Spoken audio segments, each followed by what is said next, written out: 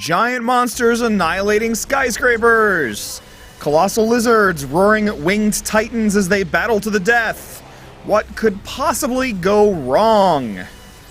The answer, so very, very much. Godzilla commits so many game design sins that they become impossible to count. But the greatest horror of them all is that such giant monsters could be so boring. It all starts with God of Destruction mode.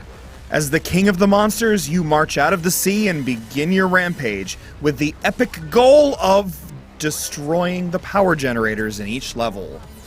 All the while, a G-Force operator shouts military orders for all the good it does. She also announces opportunities for ground crews to collect data at particular points. That requires you to click a stick, at which point the camera zooms out to show you a cinematic view of the creatures flailing. Godzilla has entered missile range. Moving in to engage target. You think this is a spectacle? You're playing as a giant monster, but simultaneously as the defense forces. It's a bizarre narrative contradiction that culminates when your military contact mourns her losses while triumphant music plays and you're granted a victory. But put aside the dumb storytelling, since it's the least of the game's problems. Instead, focus on how leading Godzilla into the fray is like steering a backhoe through an aquarium. He's heavy, sure, but he's in no way fun to maneuver. And so you charge forward, swing your tail, and bash buildings to keep yourself occupied as you trudge towards the generators. Over and over again you do it, until you finish the campaign 20 minutes or so later, and realize you have to repeat it many, many times over to unlock upgrades and other kaiju, which you can also lead into battle. The game is built around unlocks and upgrades, which come at a horrendously slow pace. The menus seem to offer a lot of options, but don't let them fool you.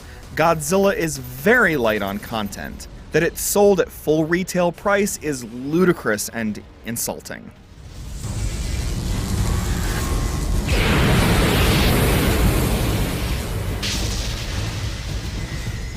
Other monsters appear to do battle with you, of course. The game's best moments aren't related to gameplay, but to the stirring visuals of seeing Rodan or King Ghidorah appear and clash with Space Godzilla. Such events may mirror Godzilla films, but actually taking part in them reveals a laughable array of awfulness. Balance is one of the biggest problems. Some monster combinations are hysterically inept, such as when you take control of King Ghidorah and spam a diving attack to victory without taking a lick of damage. If you want to be super cautious, force your enemy against an invisible wall and watch him float into the air as his animations struggle to complete. And like several monsters, Batra can surge through the air to safety, then return for a hit-and-run attack, exploiting your opponent's slow turning speed. Facing a larva stage Mothra as an airbound Batra, meanwhile, is one of the most tedious and broken things I've ever done in a video game. That's because only my strongest attack, which is governed by a heat meter, was the only consistent way to do damage.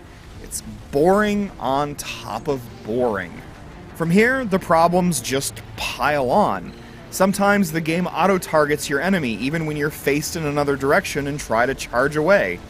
You face Super X aircraft in the campaign, but some attacks have Godzilla clipping right through them without doing damage. And should you be tempted to fight one or two players in versus mode, crippling lag and timeouts might have you reaching for the power button. And that's a shame, because the most enjoyment I had with Godzilla was winning a 3 kaiju free-for-all with only a smidgen of health remaining. Keep in mind, however, that I didn't earn that victory, I just knew which attacks to spam. And so it goes in this overpriced and unattractive game, whose finest mode is one in which you place unlockable action figures on a diorama.